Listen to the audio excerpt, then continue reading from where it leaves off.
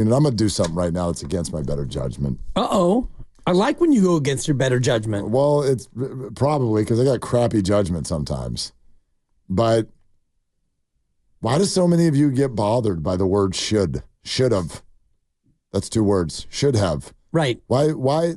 Like, you all use it. You all say it. You all feel it. Every one of you.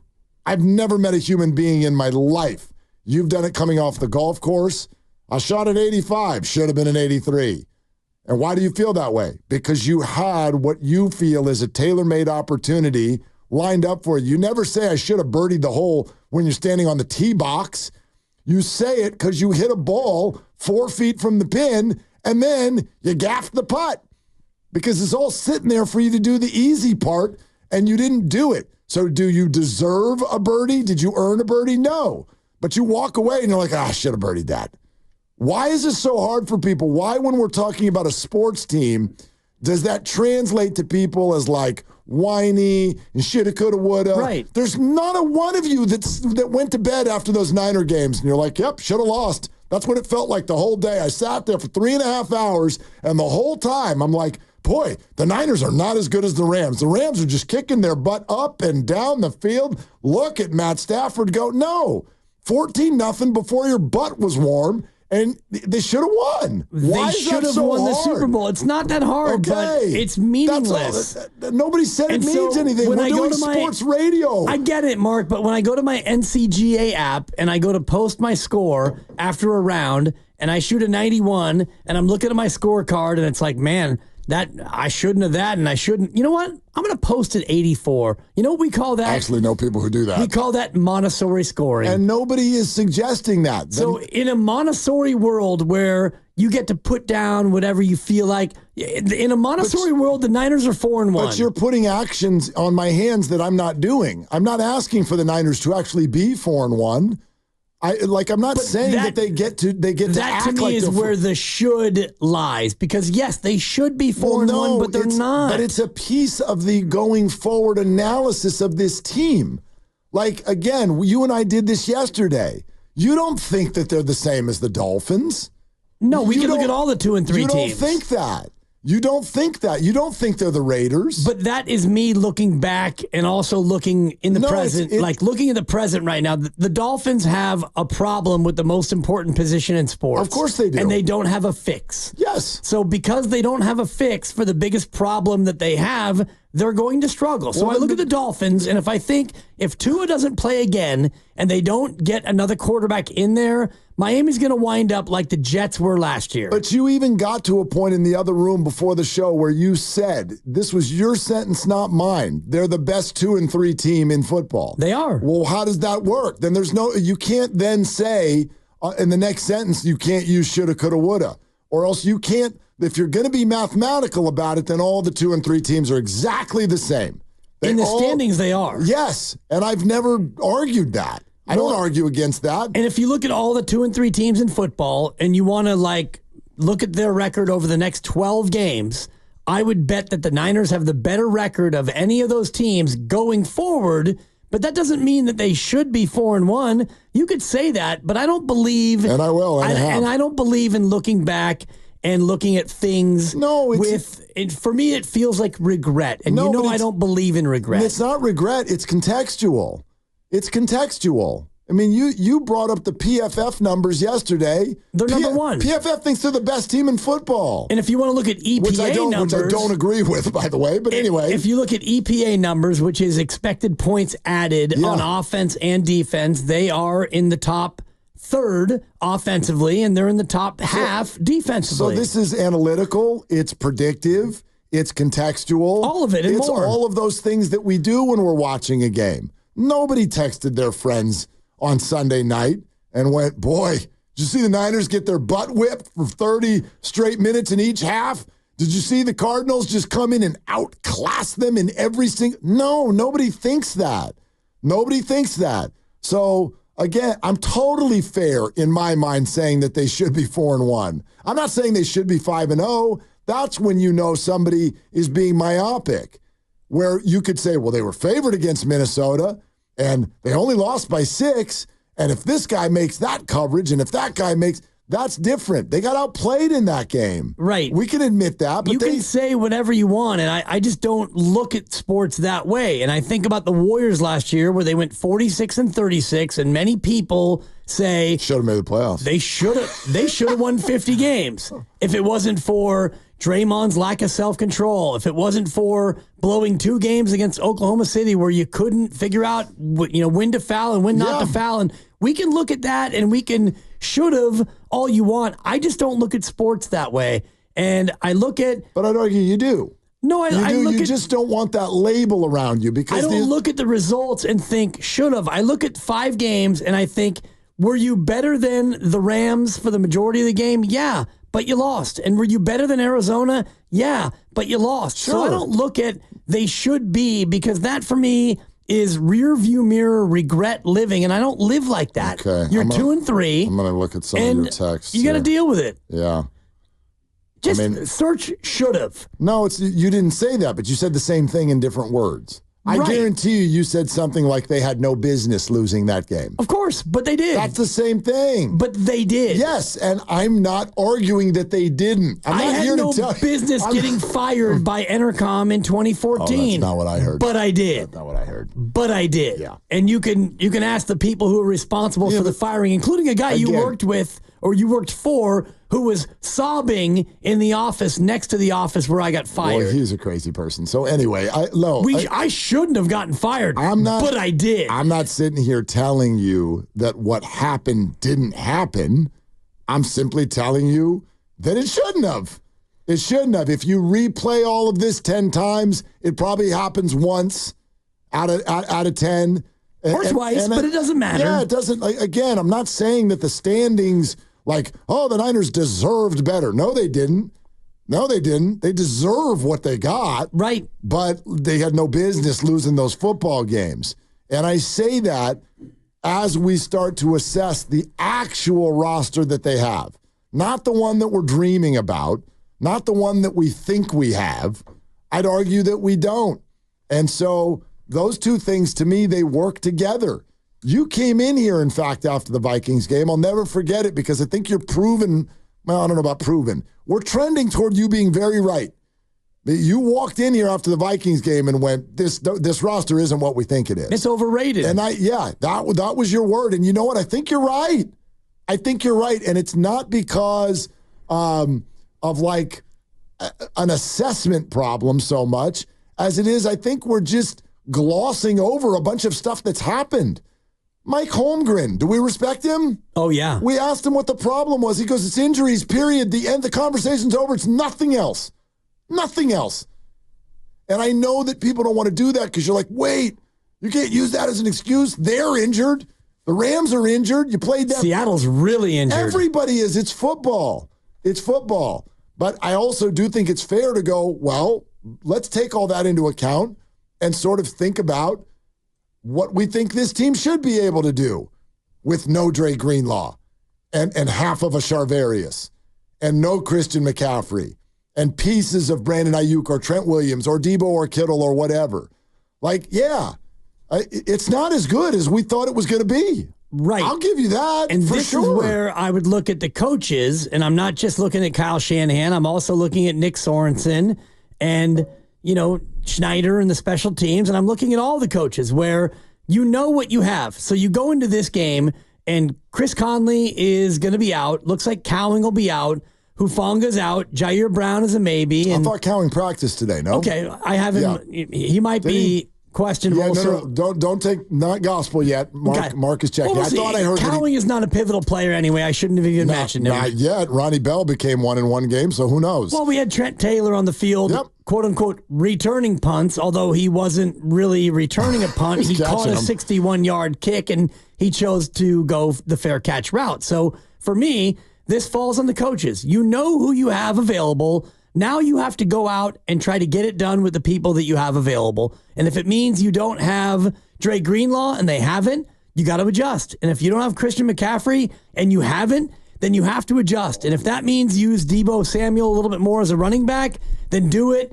Do whatever you can to go out there and win games, and they haven't done that. Yeah. No, again, like all of the things that happened, But I do think it's, I don't know, the way I would look at it is it's interesting to dive into, I guess the question being, should our expectations change?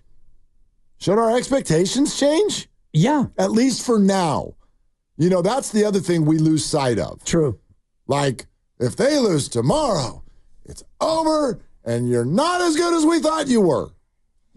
Today, right now, I don't know what they're going to be in November.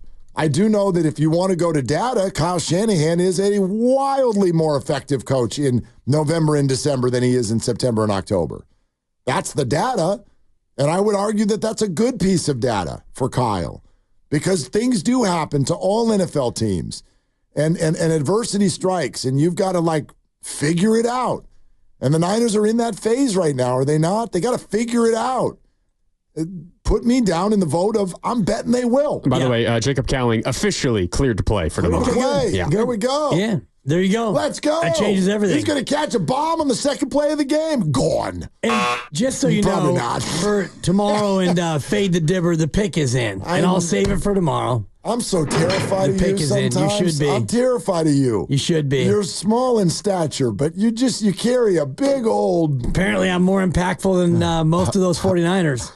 And I wonder about the whole idea of the Niners in November and December. And I'm going to do the math here in the next break because I remember early in Shanahan's tenure where they were terrible. And one year they got Jimmy Garoppolo, and, well, they were good in November and December. Yeah, exactly. And then, that's part of it. Yeah, so that's part of it. But no, Grandy, it was the football hour like 2 weeks ago. He's eating now, but but you were talking to Kyle Madsen, and I was driving through the Robin Williams tunnel, and I was bummed because went through the Robin Williams, and I popped out the other side, and you and Madsen were talking about Kyle Shanahan's numbers in the second half of the season versus the first. Last 2 years, 13-1. After October 31st. 7-1 last year, and I'm looking at 9-0 the previous year. Yeah, the year that they were 3-5. 13-4, and they were undefeated after October 31st. And then there's the year they were 3-5, and they finished 10-7. So they went 7-2 down the stretch. Yeah, they went. Well, I'm looking at the loss was November 7th. Right. They were 3-4 after October 31st, and they wound up 10-7. So they were 7-3 that year. Yeah. So the last 3 years, it seems like they are pretty damn good. Like I don't know. I think is this fair? We got lulled a little bit. Last year was so outside of that middle 3 games. Last year, we had our feet up the whole year. Yep. They had that, like they lost, because forget the 5th loss. That was stupid. Nobody played. Fine. But outside of that, you had the 3-game losing streak with Trent and Debo out. You came back and you throttled Jacksonville 34-3. You lost one other game. But not only did you not lose, but you beat Jacksonville by 31, Tampa by 13, Seattle by 18, Philly by 23. Double digits. Seattle by 12, Arizona by 16. Baltimore was... You got crushed. Yeah, and you faced that same coordinator on Thursday. Not to tip my pick early, but you faced that same coordinator Thursday. Mm-hmm. You beat the Commanders by 17, and then you lost to the Rams in the Who Cares Bowl by 1. So, like we... Double. All of them, except it was for an the in loss. and out schedule. I love that. Double animal style. Make sure you grow the onions. But I look at last year... And we forgot that crap happens.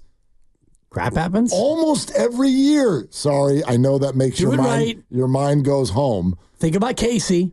What about him? Schmidt happens. Yes, Schmidt happens. Much better. Every single year. And we're knee-deep in Schmidt happens right now. There you go. And so, yeah, it might crater the season. History suggests they're going to figure it out. The year before, history suggests they were 4-4 after the end of October, and then they went on to win their last 9 in the regular season. Yep. And I'm seeing 2 games that were 1-score games. They beat the Chargers by 6. They beat the Seahawks by 8. Arizona 28, New Orleans 13, Miami 16, Tampa. They beat Tampa by 28. They beat the Commanders by 17. The Raiders by 3 in overtime. And the Seahawks by 8 was the clincher with the tackle at the 1 yard line, if I remember correctly, right?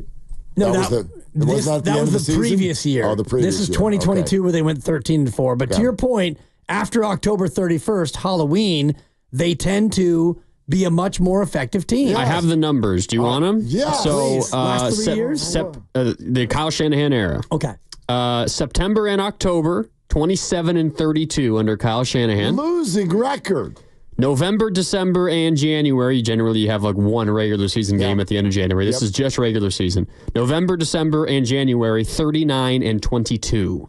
It's pretty significant. 39-22. Pretty significant. Correct. Whoa. And both those records, the good and the bad, encompass what Kyle did when he first arrived. Right. And obviously they were pretty junky for a year and a half. For sure. Yeah. So like, man, that's a significant number to me. That's a significant stat. And so, we can look at him and Baldy can call him slow and we can figure out what's going on with Devondre Campbell. Like, I think it is likely, I can't put it in ink, I think it's likely that they're going to figure something out. They've also shown the complete and total willingness that if they do get to the midpoint of the season and something ain't working right, they'll address it. They will address it. Look at their acquisitions. Christian McCaffrey and Emmanuel Sanders and Chase Young, and did every one of them work out perfectly? No, but they're aggressive with it. I don't think that you have to worry about this team just kicking their feet up and being like, bummer, we suck. Yep. Like, that's fair. I think they're gonna figure it out. Last 3 years, just doing the quick math, after October 31st, they're 23-5. Dude. That's the last 3 years. And that's why I find. Thank you, Grandy, for doing the deeper homework. And that's why I also find what I'm saying to be significant and not some like whiny point from a toddler. Like, the Niners should be 4-1. They don't look perfect yet. This could bite them. It very well may mean the difference between 1 or 2 home games and not in the playoffs. This is damaging. I would say nothing different. But it's like, we are not at overreaction time yet. They're not awful. They don't stink. They don't all this, that, and the other. They should be 4-1. And they're a breath away from being that. And even without that, they're 2-3. And they've got an opportunity tomorrow night to go to a building that they have owned for about 3 or 4 years now, do it again, and you'll see their name right at the top of the NFC West when you wake up Friday morning. Take a breath and trust that November and December are coming.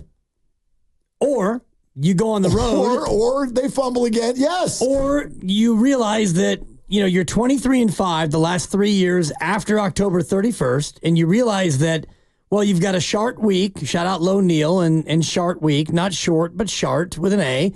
And you play at Seattle. You're only a 3-point favorite, and you find another way to lose another game. And darn it, you should be 5-1, but you're 2-4, and then you face an undefeated KC team off a bye, and you lose that because it's not yet November, and then you face Dallas off a bye. Yeah. And you know what, darn it? You lose that too, and now you're 2-6. And so even though you're really good after October 31st and you go into the bye, now you've got work to do over the last 11 games, including a back-to-back in Green Bay and Buffalo. So all I'm saying is I'm not trying to be the negative guy here, because working with you, I usually am the negative guy because I could never out positive you. You damn right you and can. I'll never out negative Steiny. But we still have 3 games to go until we get to November 1st. So that cute little stat that Grandy gave, and I gave you a even more condensed positive stat, you still have work to do, and it starts tomorrow. No doubt. Like, you're not going to hear me say that tomorrow's not a massive deal. Massive game.